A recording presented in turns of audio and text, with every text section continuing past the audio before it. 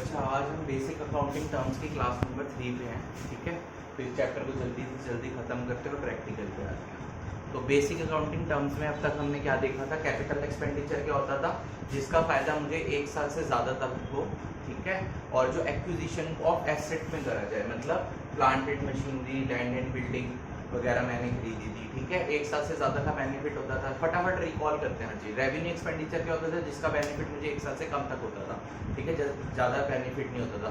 जैसे मैं purchase of stock कर रहा हूँ, धागा खरीद रहा हूँ। ठीक है, 1 साल से ज़्यादा का बेनिफिट तो नहीं है, धागे से फटाफट क्लोथ बना के बेच दूंगा। तो ठीक है, जिसका फायदा मुझे 1 साल से ज़्यादा का हो वो कैपिटल एक्सपेंडिचर, वो बेसिकली एक्विजिशन ऑफ एसेट के लिए किया जाता है, जो कि प्लांट एंड मशीनरी। और ये मेरा कैपिटल एक्सपेंडिचर है, जो मैंने एसेट्स खरीदी है। और रेवेन्यू एक्सपेंडिचर, जो मैंने स्टॉक खरीदा। ठीक है, फिर हमने पढ़ा था एसेट। एसेट्स में क्या पढ़ा था? एसेट होती थी प्रॉपर्टी जो हमने ओन करी होती थी। और एसेट भी 2 तरह की होती थी, नॉन करंट और करंट। नॉन करंट एसेट वो होती थी कौन सी? जिसका फायदा हमें 1 साल से ज़्यादा तक हो।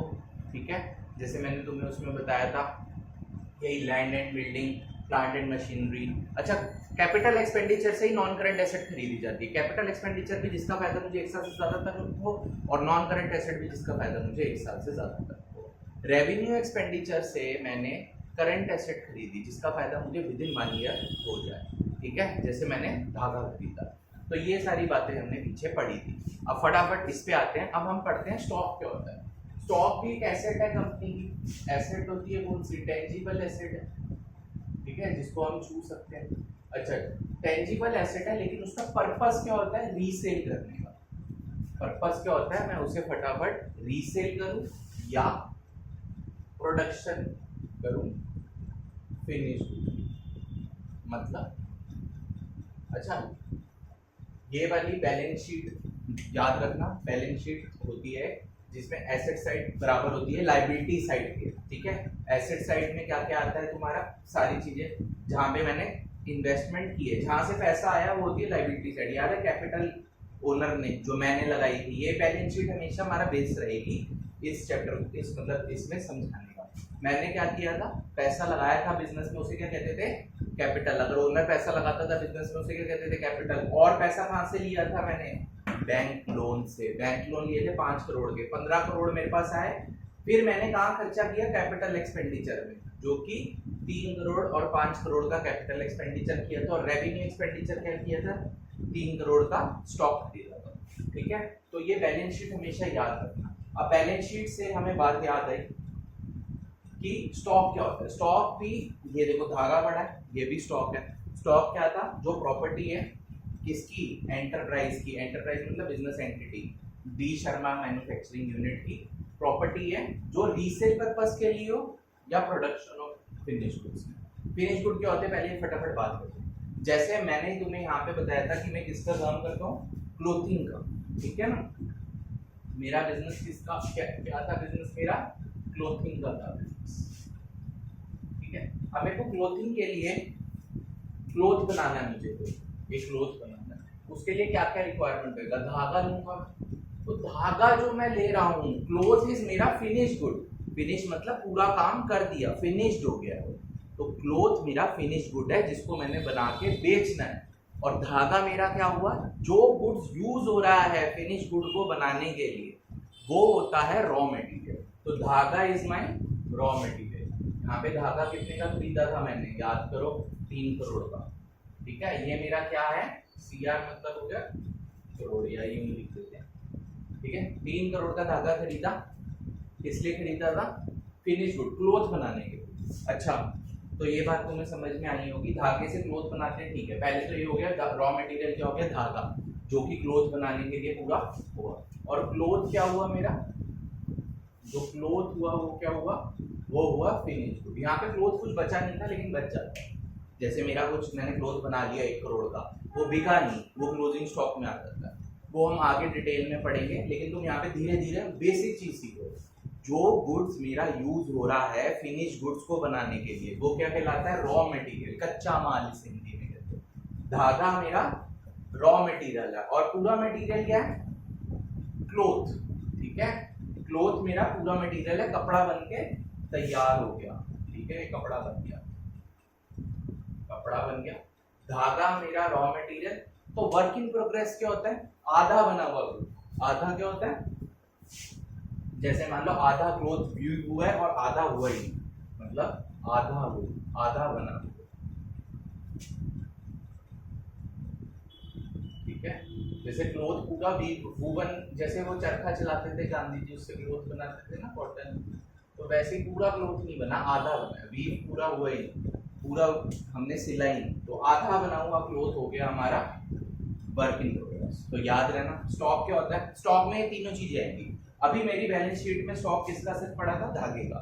हो सकता है मेरी बैलेंस शीट में फिनिश गुड का भी स्टॉक पड़ा हो, कि मैंने कपड़ा बना दिया वो रीसेल ही नहीं हुआ, तो उसकी मार्केट वैल्यू, ठीक है, उसकी market value cost which ever is low है, AS2 लगाते हैं, लेकिन इतनी डिटेल में जाना नहीं, वो बैलेंस शीट में लिखा जाएगा क्लोथ स्टॉक। स्टॉक में ये जो स्टॉक आ रहा था ये रॉ मटेरियल का था, ठीक है। अगला कौन सा हो सकता है, फिनिश गुड का भी हो सकता है, और अगला कौन सा होता है, WIP मतलब वर्क इन प्रोग्रेस का भी, मतलब आधा बना हुआ क्लोथ है, इसकी भी कुछ वैल्यू हो सकती है। मान लेते हैं ये मेरे पास 50 लाख रुपए का आधा बने हुए क्लोथ पड़े हुए हैं, फिनिश गुड मेरे पास मान लो 1 करोड़ रुपए का बन के तैयार है, लेकिन बिका नहीं। तो यहाँ पे मैं बैलेंस शीट में 3 करोड़ की जगह रॉ मटेरियल 3 करोड़ तो दिखाऊंगा, फिनिश गुड भी कितने का दिखाऊंगा, 1 करोड़ का बन के तैयार है लेकिन बिका नहीं, और वर्क इन प्रोग्रेस भी कितने का दिखाऊंगा, 50 लाख रुपए का, ठीक है। तो ये बात ध्यान रखना। तो स्टॉक की जो डेफिनेशन है, दोबारा आते हैं, पर्पस क्या है इसका, रीसेल का। रीसेल किसको कर रहा हूं मैं यहाँ पे, फिनिश गुड को, फिनिश गुड को रीसेल कर रहे हैं। और दूसरा स्टॉक कौन सा हुआ, रॉ मटेरियल, जो प्रोडक्शन ऑफ फिनिश गुड में यूज हो रहा है, रॉ मटेरियल और वर्क इन प्रोग्रेस। धागा आधा बना हुआ गुड जो है, आधा बना हुआ कपड़ा, ये भी फिनिश गुड बनेगा, और रॉ मटेरियल भी फिनिश गुड में कन्वर्ट होगा।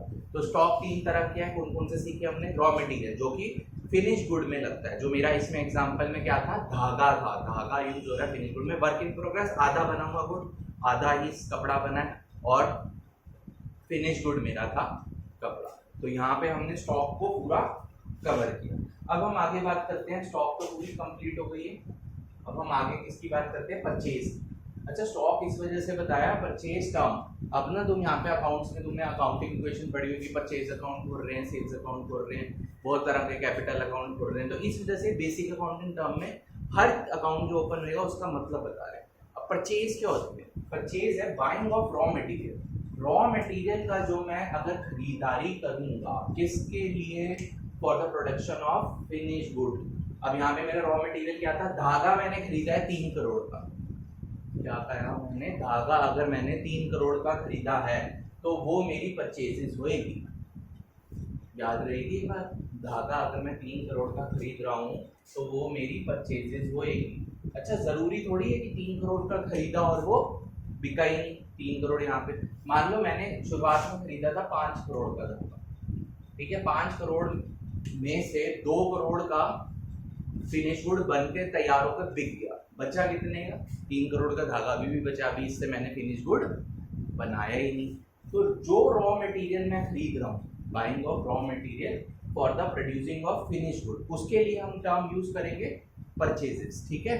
जैसे अगर तुम्हें क्वेश्चंस में आएगा भी, मैंने मशीनरी खरीदी, तो वो परचेज नहीं है, परचेज किसका है, बस स्टॉक की परचेज है, जिसका मैं बिजनेस कर रहा हूँ। यहाँ पे मैं बिजनेस किसका कर रहा हूँ, क्लोथ का ना, और क्लोथ के लिए क्या खरीदना है मैंने, रॉ मटेरियल। तो परचेज शब्द का इस्तेमाल सिर्फ उसी के लिए होएगा जिसका मैं बिजनेस कर रहा हूँ। बिजनेस किसका कर रहा हूँ, यहाँ पे क्लोथ का। अगर मैं मान लो ये तो मैं मैन्युफैक्चरिंग यूनिट ले रहा हूँ कि मैं बना रहा हूँ, कुछ होते ट्रेडर्स, ट्रेडर्स क्या होते हैं, सस्ते दाम पे चीज लाते हैं बनी बनाई और महंगे में बेच देते हैं। जैसे मैं ट्रेडर हूँ जो कपड़े का, तो मैं कपड़ा खरीद के लेके आया कहीं से, चांदनी चौक से, चांदनी चौक में सस्ता मिलता है, और यहाँ पे आके जनकपुरी में, द्वारका में महंगा बेच दिया। तो बाइंग ऑफ रॉ मटेरियल या फिनिश गुड, फिनिश गुड भी खरीद सकते हैं हम डायरेक्टली ट्रेडर के केस में। और कपड़ा मैं मान लो 100 रुपए का लेके आया था, 100 रुपए मीटर, और यहाँ पे मैंने बेचा 200 रुपए मीटर। तो कुछ ट्रेडर्स होते हैं और कुछ होते हैं मैन्युफैक्चरर्स। तो हम इतनी डिटेल में नहीं, सिंपल है, buying of raw material for producing finish good. जो मैंने धागा खरीदा वो उसके लिए नाम रखेंगे परचेज। लेकिन अगर मैंने एसेट खरीदी, जैसे प्लांट एंड मशीनरी खरीदी थी, उसके लिए परचेज अकाउंट में खोलना, उसके नाम परचेज से नहीं आएगा। इंग्लिश में तो उसे कहते हैं purchase of plant and machinery, लेकिन अकाउंट्स में हम उसको परचेजेस अकाउंट के नाम से नहीं ओपन करके प्लांट एंड मशीनरी का अलग अकाउंट ओपन करेंगे। इतनी बात क्लियर है? अच्छा, इसमें दोनों तरह की परचेजेस आएगी, क्रेडिट और कैश। कैश मतलब मैंने धागे, जो सप्लायर था मेरा, सप्लायर किसी बंदे से खरीदा होगा ना धागा, अभी धागे की बात करते हैं, ठीक है। मैंने उसे कहा कि मेरे पास ना 5 करोड़ का मैंने खरीदा था, मैंने उसे कहा भाई मेरे पास 3 करोड़ कैश है, ठीक है, 2 करोड़ तू मुझे क्रेडिट पे भेज दे, मैं तेरा पैसा बाद में दे दूंगा। बिजनेस थोड़ा बहुत ना क्रेडिट और गुडविल पे चलता है, ठीक है। तो वो मान जाएगा, थोड़ा सा ब्याज लगा देगा मेरे ऊपर, या नहीं लगाएगा, 45 दिन तक मान लो क्रेडिट पे दे सकते हैं, विद इन 45 डेज तुम्हें पेमेंट करनी होगी। तो यहाँ पे मेरा 3 करोड़ तो कैश परचेज हो गया, और जो क्रेडिट परचेज करी 2 करोड़ की, इससे ये जो मेरा सप्लायर था, जो भी मान लो ये मिस्टर ए था, ये मेरा जितनी क्रेडिट परचेज करी है ये मेरा क्रेडिटर बन गया, मिस्टर ए, कितने से 2 करोड़। तो क्रेडिटर का भी तुम्हें मैंने बताया था ना, तो इसी में कवर हो गया। कैश परचेज का तो कुछ नहीं, 3 करोड़ पूरे दे दिए, अगर मैं पूरा ही 5 करोड़ का दे देता तो वो मेरा क्रेडिटर नहीं बनता। मैंने 3 करोड़ का उससे कैश में लिया और 2 करोड़ का कि मेरे से बाद में ले लियो, तो मेरा क्रेडिटर कितने का बन गया, वो मिस्टर ए 2 करोड़ का, ठीक है।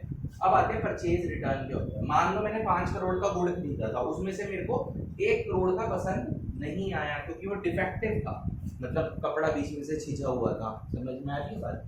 तो वो 1 करोड़ में उसको रिटर्न भी कर, अच्छा रिटर्न पॉलिसी भी होएगी, सप्लायर्स वगैरह जो बड़ी कंपनीज वगैरह होती है वो रिटर्न भी कर देते हैं, तो मैं वो रिटर्न कर दूंगा उसे, ठीक है। सप्लायर जिससे मैं गुड्स खरीद रहा हूँ, मिस्टर ए मेरे केस में था, ठीक है, मिस्टर ए, ठीक है। तो 1 करोड़ में उसे रिटर्न कर दूंगा। अब आते हैं हम सेल्स। सेल्स किसकी करेंगे, धागे की तो नहीं कर रहे ना, यहाँ पे हमारे केस में सेल ऑफ फिनिश गुड, जो कि कपड़ा। अब कपड़े को मैं बनाकर बेच रहा हूँ, तो सेल अकाउंट्स तुम पढ़ोगे भी अकाउंटिंग इक्वेशन में, उसी के लिए ओपन होएगा, या जर्नल में पढ़ोगे। जो मैं गुड्स बेचने का मतलब धंधा कर रहा हूँ, जिस चीज का मैं बिजनेस कर रहा हूँ, उसी चीज की अगर मैं सेल कर रहा हूँ तो वो क्या कहलाएगी, सेल ऑफ फिनिश गुड, या सेल्स अकाउंट में डालते हैं उसे। अगर मैं एसेट बेच रहा हूँ या बिल्डिंग बेच रहा हूँ, उसे सेल्स अकाउंट में डालेंगे। इंग्लिश में उसके लिए हम शब्द तो ये रखेंगे, sale of plant and machinery या सेल ऑफ बिल्डिंग वगैरह। लेकिन अकाउंट्स में उसको हम जो अकाउंट खोलेंगे उसमें हम इसको सेल्स अकाउंट नहीं खोलेंगे। सेल्स किसके लिए खोलेंगे, सिर्फ जिस चीज का मैं बिजनेस कर रहा हूँ। यहाँ पे मैं किस चीज का बिजनेस कर रहा था, एक ही एग्जाम्पल लिख के हम आगे बढ़ ही जा रहे हैं, और यही बेस्ट है। तो यहाँ पे मैं किस चीज का सेल कर रहा था, कपड़े की। तो कपड़े की अगर मैंने सेल करी तो वो कहलाएगी फिनिश गुड। मान लेते हैं मैंने कपड़ा बेच दिया 10 करोड़ का, अच्छा बनाया 3 करोड़ का लिया था ना, 5 करोड़ का लिया था, उसमें लेबर डाली वगैरह वगैरह डाल के 8 करोड़ रुपए लगा दिए मान लो कॉस्ट में, और मैंने 10 करोड़ का कपड़ा बेच भी दिया, तो मुझे 2 करोड़ का वैसे प्रॉफिट हो गया, लेकिन हम इतनी डिटेल में जाते नहीं है। तो सेल ऑफ फिनिश गुड होगी 10 करोड़ की। अब मान लो सब कस्टमर्स जो थे, अब मैं इनको रिटेल्स वालों को जो अब हम खरीदते हैं दुकान वालों से, तो हम तो वैसे कैश में ही देते हैं, ठीक है। दुकान वाले जो होते हैं छोटे मोटे जो ग्रोसरी का सामान, वो कैश सेल ही करते हैं हमें बेसिकली, ठीक है। लेकिन जो होलसेलर्स बेचते, होलसेलर को बेचता है मैन्युफैक्चरर, वो क्रेडिट में भी बेच सकता है, ठीक है। इतनी डिटेल में नहीं समझ में आ रहा तो कोई नहीं। कई बारी हमें जो जिससे हम माल खरीद रहे हैं वो सेलर हुआ और हम परचेजर हुए उसके लिए, उसने कई बारी हमें, कई बारी ये नहीं होता कि कई बारी महीने के बाद पूरा लिखवा लेता है वो खर्चा कि महीने के पेमेंट एंड में एक साथ दे देना, तो वो क्रेडिट सेल कर रहा है तुम्हें, ठीक है। तुम एज अ दुकानदार सोचो, कस्टमर नहीं।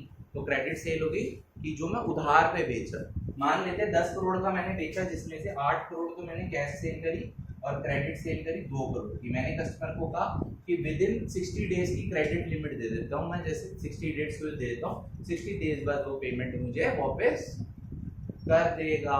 और क्रेडिट सेल से कौन खड़े होते हैं, देखो क्रेडिट परचेज से कौन खड़ा हुआ था, क्रेडिटर, और क्रेडिट सेल से कौन खड़े होते हैं, डेटर। मान लो ये मैंने किसको बेचा, मिस्टर बी को, तो ये मेरा क्या है, डेटर, और इसको देख के मैं खुश हो जाया करूंगा कि इससे मुझे पैसे आने। और क्रेडिटर मिस्टर ए को इसको पैसे देने थे, इसको देख के मैं उदास हो जाया करूंगा क्योंकि मेरे को इसको पैसे देने थे। तो याद आया, सेल किसके लिए होता है, सिर्फ सेल ऑफ फिनिश गुड के लिए। फिनिश गुड मतलब कपड़ा जो मैं बेच रहा हूँ उसको कहेंगे हम सेल्स। दो तरह की सेल्स होगी, कैश सेल्स जिसमें मैंने बेचा और पैसा मैंने ले लिया, और दूसरी तरह की सेल कौन सी होगी, क्रेडिट सेल, जिसमें मैंने माल तो बेच लिया, अभी पैसे दिए नहीं, उसे 60 दिन का वक्त दे दिया, वो मुझे दे देगा पैसे, भरोसा तो रखना पड़ता है। तो वो जो क्रेडिट सेल करी उससे कौन क्रिएट हुए, डेटर। अभी हम जब प्रैक्टिकल करेंगे ना तो बहुत चीजें क्लियर होगी। ये सिर्फ बेसिक पढ़ा रहा हूँ मैं, जितना इजीएस्ट वे में पढ़ा सकता हूँ वो पढ़ा रहा हूँ, ठीक है। सेल्स रिटर्न क्या होता है, अब कस्टमर जो था कोई भी, मिस्टर बी, कोई मान लो सारा माल मैंने मिस्टर बी को ही बेचा, उसको 1 करोड़ के गुड्स लगे डिफेक्टिव, कहा कि क्लोथ जो है वहां पे धागा खराब था, डिफेक्टिव था, तो परचेज रिटर्न मैंने सप्लायर को करी जिससे मैंने माल खरीदा था। यहाँ पे कस्टमर मुझे वापस मुंह पे माल मार के जा रहा है, ये तूने खराब दिया, ठीक है। तो 1 करोड़ का मान लो उसने डिफेक्टिव करा, तो ये सेल्स रिटर्न, ये वो माल मुझे वापस कर जाएगा, कहेगा इसका रंग फेड हो गया, या कपड़ा बिल्कुल बेकार क्वालिटी का है, या डिफेक्टिव मतलब फटा हुआ है बीच में से।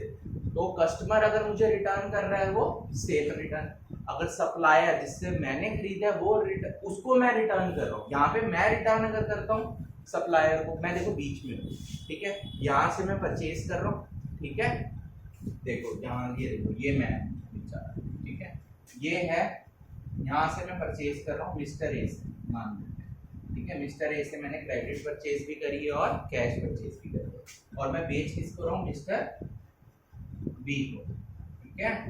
बी को देख के खुश हूँगा मैं, इसको देख के भी वैसे खुश हूँगा, लेकिन जब पैसे नहीं दिएंगे तो उदास हूँ। तो इससे मैंने धागा लिया, ठीक है, धागे का फिर मैंने कन्वर्ट किया किसमें, क्लोथ में, और इसको मैंने क्लोथ बेचा, ठीक है, मिस्टर बी।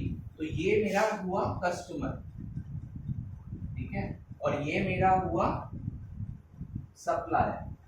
सप्लायर से तो सप्लाई करता है ना धागे की, ये कब आ रहा है, कवर हो रहा है ये पूरा एक बार कैमरे में, ठीक है।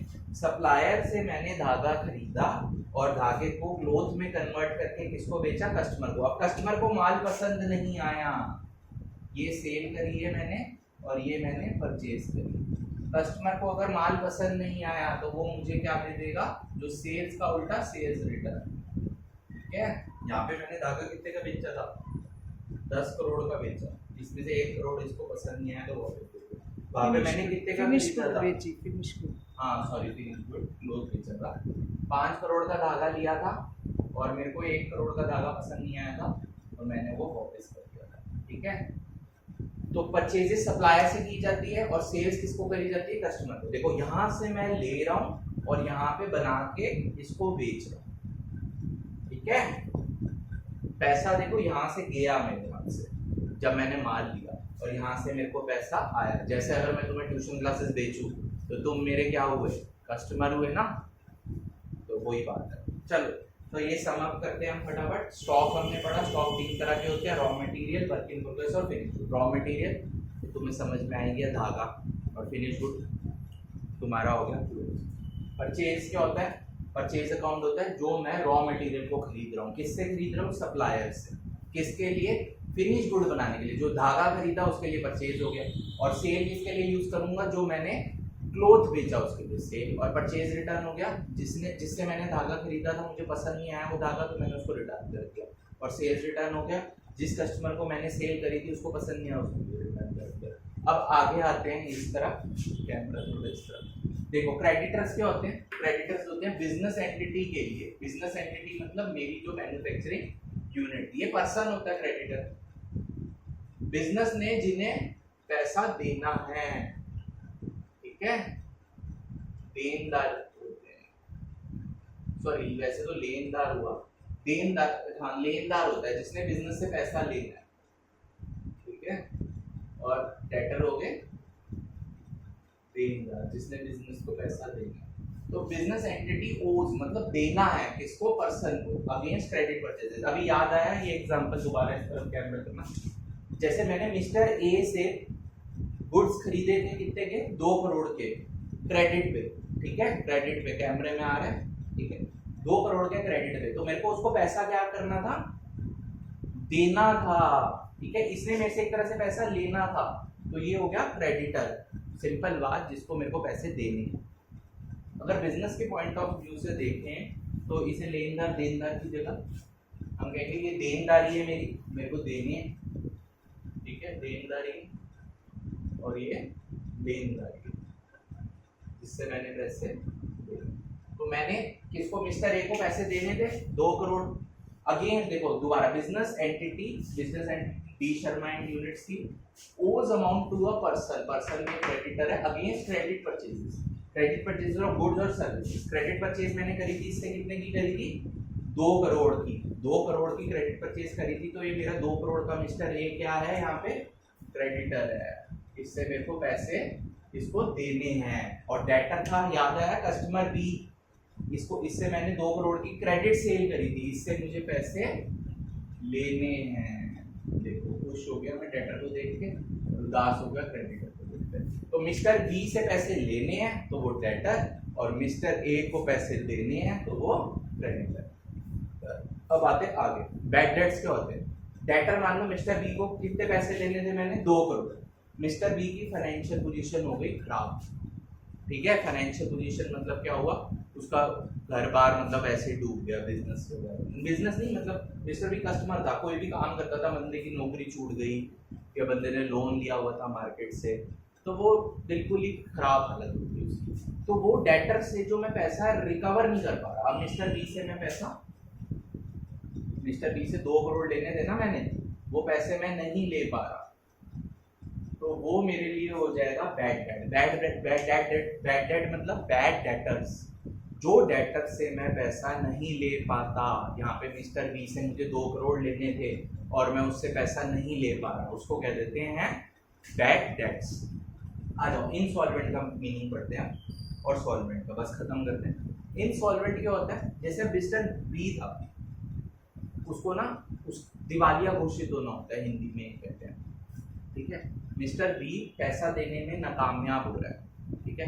पर्सन और एंटरप्राइज भी हो सकती है, दोनों तरह के हो सकते हैं। जैसे मेरे मिस्टर डी, मेरी डी मैन्युफैक्चरिंग यूनिट है, वैसे ना हूँ दिवालिया में, मेरे पास जैसे कैपिटल है और बैंक लोन है और प्रॉपर्टीज है, तो मैं अगर अपना पेमेंट देने में बैंक लोन वालों को नाकामयाब हूँ तो वो मैं कहलाऊंगा इनसॉल्वेंट। कोर्ट में जाते हैं, इंसॉल्वेंसी का सर्टिफिकेट कोर्ट देती है, और मिस्टर बी भी यहाँ पे मेरा पैसा देने में नाकामयाब हो रहा था, तो मैंने उसके ऊपर कोर्ट केस कर दिया। कोर्ट ने देखा असलियत में उसकी हालत खराब है और उसकी एसेट भी बेच देती है कोर्ट थोड़ी बहुत, और बाकी का जो बचा हुआ होता है वो दे देती है और बाकी का उसको छोड़ देते हैं बेचारे। अब जैसे विजय माल्या, विजय माल्या का तुमने नाम सुना होगा, तो वो अभी पता नहीं, मैंने इतना डिटेल में फॉलो नहीं किया, वो इनसॉल्वेंट हो जाएगा। उसके वैसे बहुत सारे बिजनेस है, एयरलाइन, लेकिन उसकी पूरी कंपनी इनसॉल्वेंट हो गई क्योंकि वो अपने डेट्स पे ही नहीं कर पा रहा था, तो इनसॉल्वेंट होता है। और सॉल्वेंट होता है जो अच्छी खासी, जैसे रिलायंस, मुकेश अंबानी, ठीक है, वो मोर देन सॉल्वेंट पर्सन है, उसकी उस पोजीशन पे है, वो सारे डेट्स दे सकता है, ठीक है। विजय माल्या हो गया इनसॉल्वेंट, जो पेमेंट नहीं दे पा रहा, किसको, डेट्स मतलब होते हैं उधार, लायबिलिटी साइड को पेमेंट नहीं दे पा रहा। और रिलायंस इंडस्ट्री का मुकेश अंबानी हो गया सॉल्वेंट, उससे जितना मर्जी पैसा ले जाओ। चलो क्लास यहाँ पे खत्म करते हैं, लेकिन इस चैनल को जितना सब्सक्राइब करो और शेयर करो, उसका रीज़न ये है कि मैं लाइव नहीं आ पाऊँगा जब तक 50 सब्सक्राइबर नहीं होंगे, और फ्री में चाहे 1 महीना पूरा अकाउंट्स लो, मैं तुम्हें अकाउंटिंग इक्वेशन, जर्नल, लेजर और ज़्यादा से ज़्यादा डेप्रिसिएशन या बैंक रिकॉन्सिलिएशन स्टेटमेंट सब फ्री में पढ़ाऊँगा।